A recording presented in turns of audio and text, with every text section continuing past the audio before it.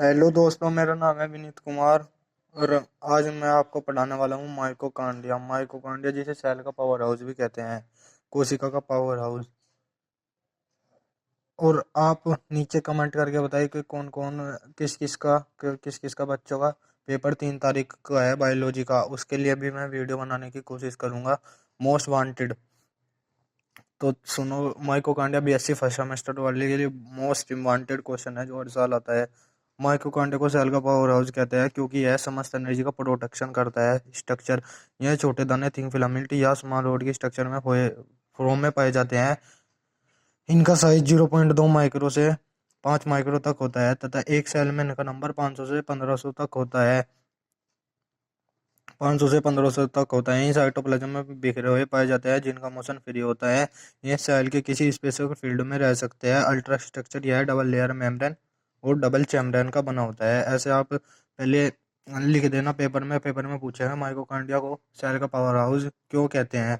तो पहले लिख देना आप माइटोकॉन्ड्रिया को सेल का पावर हाउस कहते हैं क्योंकि समस्त एनर्जी का प्रोडक्शन करता है। फिर इसकी अल्ट्रा स्ट्रक्चर लिख देना, फिर इसका आप चित्र बना देना। ये रहा चित्र mitochondria. Outer membrane, inner membrane, ये है ग्रोसलील माइटोकॉन्ड्रियल क्रिस्टली। यह इनर चैम्बरन, यह आउटर चैम्बर, और यह माइटोकॉन्ड्रिया का चित्र। आप इसकी आप इसकी हेडिंग बना देना, जैसे आउटर मेम्ब्रेन की हेडिंग। आउटर मेम्ब्रेन यह चिकनी लगभग 60 एंगस्ट्रॉम मोटी होती है तथा माइटोकॉन्ड्रिया को घेरे रहती है। इनर मेम्ब्रेन यह भी लगभग 60 एंगस्ट्रॉम मोटी होती है तथा इनर मेम्ब्रेन से लगभग 40 से 70 एंगस्ट्रॉम दूर अंदर की ओर प्रेजेंट होती है। माइटोकॉन्ड्रिया कैविटी में स्पेक्टा या रिजल्ट की तरह निकले होते हैं जिन्हें माइटोकॉन्ड्रियल क्रिस्टल कहते हैं। यह मेम्ब्रेन यूनिट मेम्ब्रेन की बनी होती है।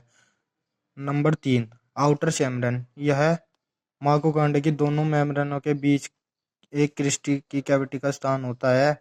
यह लगभग 60 से 80 एंगस्ट्रॉम चौड़ी होती है। इनर चैम्बरन यह इनर मेम्ब्रेन के द्वारा घिरा हुआ स्थान होता है। यह होमोजोलियस माइटोकॉन्ड्रियल मैट्रिक्स से भरा रहता है। यह मैट्रिक्स जेल जैसा होता है तथा हाई कंट्रैक्शन की घुलनशील प्रोटीन एवं छोटे छोटे मॉलिक्यूल से मिलकर बना होता है। इन्हें आप एक बार याद कर लेना पढ़कर और पेपर में लिख देना।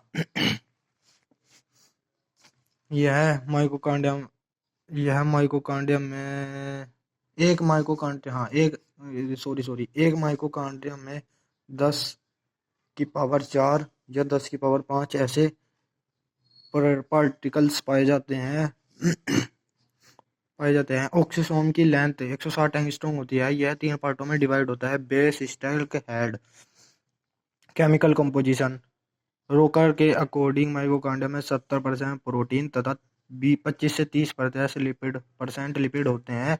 लिपिड के कुल वेट का 90% फास्फोलिपिड तथा शेष 10% कोलेस्ट्रॉल, कार्टिनॉइड, विटामिन ए तथा अन्य यौगिक पाए जाते हैं। इसके अतिरिक्त डीएनए व आरएनए की कुछ मात्रा होती है। Function of importance of mitochondria. Number 1, mitochondria के अंदर फूड सबस्ट्रेट का ऑक्सीडाइजेशन होता है जिससे एनर्जी प्रोड्यूस होती है जो सेल एंड बॉडी की फंक्शनलिटी में यूज की जाती है। Number 2, skeleton. हॉरन हॉरनब्रेज ने बताया कि माइटोकॉन्ड्रिया में प्रोटोलाइटिक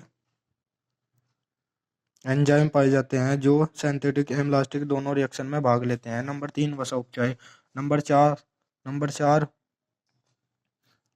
नंबर 4 है पेशी तंतुओं का विकास। नंबर 5, पित्तों का निर्माण। नंबर 6, शुक्राणु में घुमावदार माइटोकॉन्ड्रिया व्यवस्थित होना। ये आप जरूर याद कर लेना।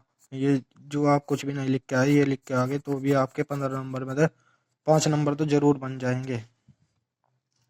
माइटोकॉन्ड्रिया में इंटरनल रिस्पैक्शन या फूड सबस्ट्रेट का ऑक्सीडाइजेशन होता है।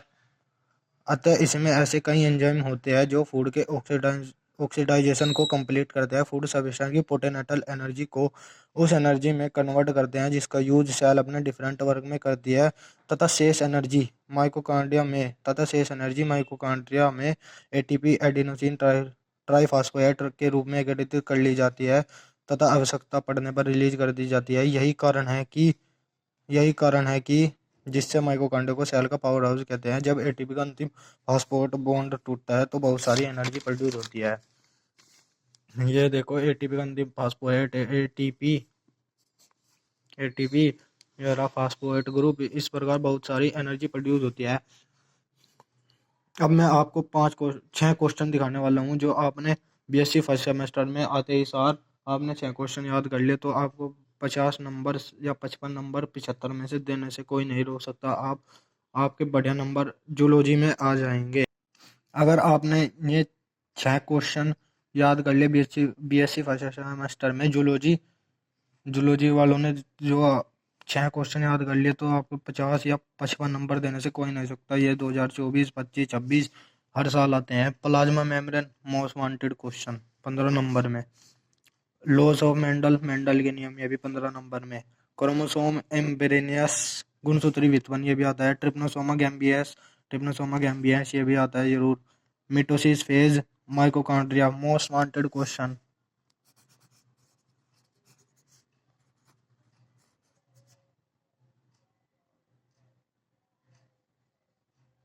मोस्ट वांटेड क्वेश्चन जो हर साल पेपर में आते हैं। और इसके बाद मैं आपको मेंडल के लॉज सिखा दूंगा, तीनों नियम।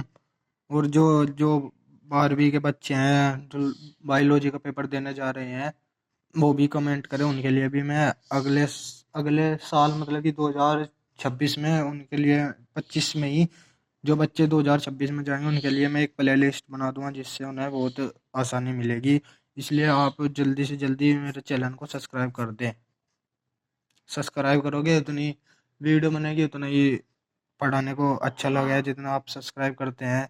इसलिए प्लीज़ लाइक और सब्सक्राइब ज़रूर कर दो।